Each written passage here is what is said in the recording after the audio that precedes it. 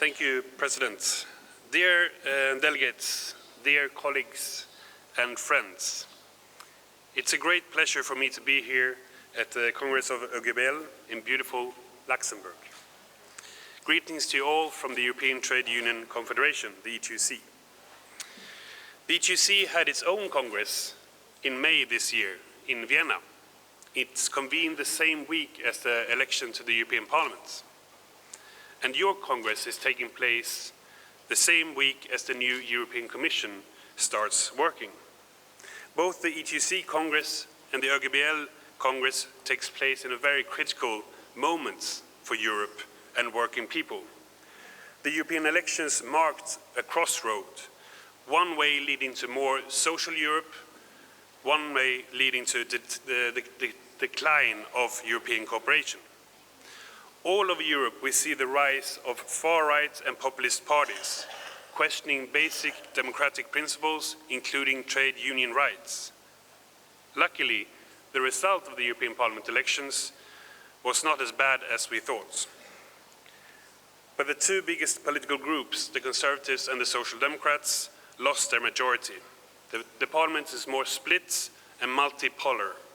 There are more divisions than before, between East and West, North and South, and between those who want more Europe and those who want less. It will probably be more difficult for the Parliament to decide on important issues, and the ETUC will have to work extra hard to make sure that our voice is heard in Brussels and Strasbourg, because there are those that don't want to listen to us. But I'm an optimist. I originally come from the Swedish White-Collar Workers Union, TCO. On the wall of the TCO office in Stockholm, there are 3 words as guiding principles how we should act as a trade union and trade unionists. They read: curious, future-oriented, and credible. So, full of curiosity, I went to Strasbourg earlier this year for the first plenary session of the new European Parliament. And I had many bilateral meetings with new and old MEPs from different political groups. I presented the ETUC and discussed with them the political priorities of the ETUC for this mandate, for the future. And I made it credible by being able to present them the priorities as decided by our Congress, representing 90 trade union confederations from 38 European countries. And when I told them that we represent 45 million workers, I really got their attention. Because when we are united, our voice is strong at EU level. We are part of the European social dialogue, giving us and the employers at EU level a treaty-based right to negotiate social partner agreements on, for instance, working conditions and occupational safety and health. These agreements can then be transformed into EU directives. This gives us a very special role at EU level. And we are a strong lobby organization, pushing for better rules for workers, but also influencing the political debates and agenda for the benefit of our members. And that is why I'm optimistic, because we make a difference. We've seen a lot of results the past years under the stewardship of the now former President of the European Commission, Jean-Claude Juncker. We saw the creation of the European Pillar of Social Rights, which never would have been adopted without the hard work of the ETUC and its affiliates. And we have successfully lobbied the EU institutions to create the European Labour Authority and adopting new rules on work-life balance, on transparent and predictable working conditions, and on equal pay for equal work for posted workers. But it's not enough.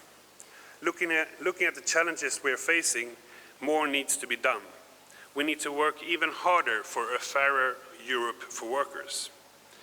The economic crisis, which started some 10 years ago, has left deep scars on working people. Many people's wages are worth less than a decade ago, and work is no longer a guarantee of escaping poverty. Cuts in public services, the growth of precarious jobs, widening inequality, unregulated globalization are among the failures that have left people disillusioned with mainstream parties. and led to a rise in populist, anti-European, nationalistic and far-right forces. But again, I'm an optimist. Things are changing because leading politicians and even some employers have started to understand that without better working conditions and more social fairness, there will be no sustainable and inclusive economic growth and employment. And for this to happen, there is a need for strong and autonomous social partners and collective bargaining systems. Also, Ursula von der Leyen, the new president of the European Commission, has expressed this understanding and awareness. And we are, of course, very pleased to see that Nicola Schmidt is in charge in the Commission of the Jobs and Social Rights portfolio. Nicolas is a close friend, and he knows the importance of trade unions, and I'm certain he will make an important contribution to a stronger social Europe. Dear colleagues, we, the trade unions, have a responsibility to our members to seize the momentum and be a part of building the future. We need to make sure that we are involved in the decisions and can positively influence the agenda. And at the European level, the moment to do so is now. Now that a new Parliament and Commission have been established, we can make a difference. Let me just mention some of the EGC priorities, actions we can and should do together in Europe.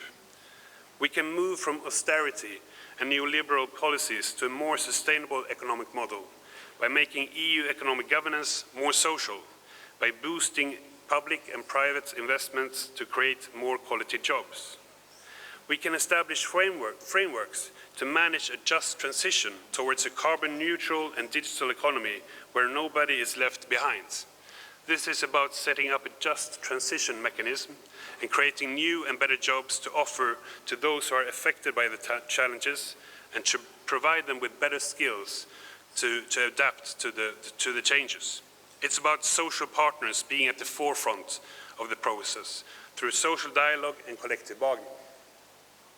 We can shape the global economy, in particular through a European trade agenda, which makes sure that the respect of workers' rights is compulsory and enforceable in all international trade agreements, and through a European framework on due diligence and responsible business conduct, which stop multinational companies and their supply chains to implement an anti-trade union agenda within and outside Europe.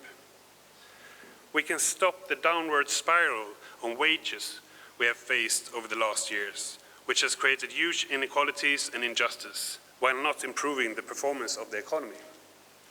We can start a process for pay rise and for closing the dramatic wage gap between East, West, North and South. We can do it through better minimum wage systems where they exist, but more importantly, by collective agreements and reinforcing the capacity of social partners to deliver strong collective bargaining everywhere. We can make labour markets more fair and restore our social model by ensuring equal rights and social protection, including the right to collective bargaining and decent wages to all categories of workers, young and old, women and men, locals and migrants, traditional workers, but also non-standard and platform workers, freelancers and self-employed. We can make jobs more safe and workplaces more healthy by introducing a zero vision on work-related cancer and fatal accidents, and to end stress at work. And we can make sure that the reform of the European legal framework on mobility can be completed, so that we can ensure fully equal treatment to posted and mobile workers inside the EU and stop social dumping.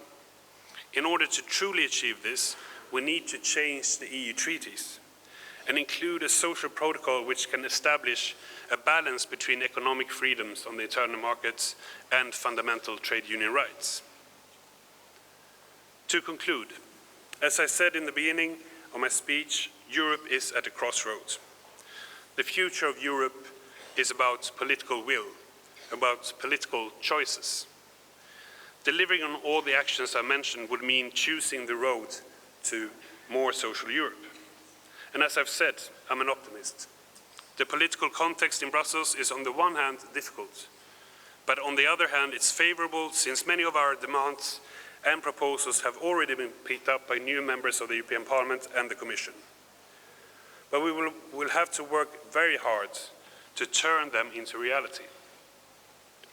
The EGC will engage in dialogue and negotiations with the Parliament, the Commission, with national governments and employers' organisations.